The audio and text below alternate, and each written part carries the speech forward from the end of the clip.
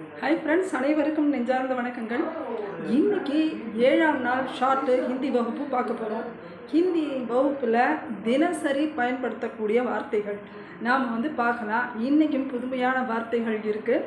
நீங்கள் நோட்டில் எழுதிக்கோங்க, வாசித்து பார்த்துக்குங்க. இது என்னது? பா பானா பாஃப பாப. ஃபோர்த் பான்னு எழுதிருக்கேன் பாத்தீங்களா? ஃபோர்த் பா பக்கத்துல ஒரு லைன் வந்தா பா. இது உயிரெழுத்து ஈ. பாயி. பாயினா சகோதரன்.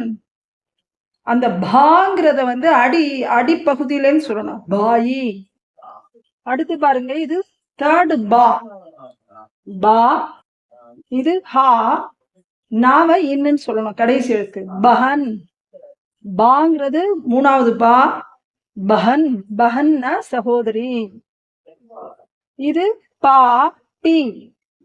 டி தா. ஃபர்ஸ்ட் தா. இது ஜி. பிதாஜி. பிதாஜினா அப்பா. மா தா ஜி. மாதாஜி. மாதாஜினா அம்மா. பா ரி இக்ஷா. பரீக்ஷா. அதனாலதான் இந்த க்ஷா இந்த இது போட்டிருக்கேன். இது உங்களுக்கு வடமொழி எழுத்து தானே. க்ஷா. பரீக்ஷா. பரீட்சான்னா தேர்வு. ஆ இத். யா பா இக். அத்தியாபக். ஆ இது ஃபோர்த் தா. ஃபோர்த் தாவில் ஆஃப் லெட்டர் இது. ஆ இத் யா பா இக். அத்தியாபக் ஆசிரியர். இது லா. பக்கத்துல ஒரு லைன் ஒரு கொம்பு. லோ. லோ தேர்டு கா. தேர்டு கான்னு எழுதிருக்கேன் பாருங்க. லோக். லோக்னா மக்கள். ஜா. தேர்டு ஜா.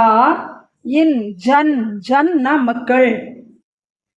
சா இர் கா இர். சர்க்கார். முன்னாடி சரஸ்வதி சா. அது இது ரா. உங்களுக்கு தெரியும். கா ஃபர்ஸ்ட் கா. இதுவும் ரா தான்.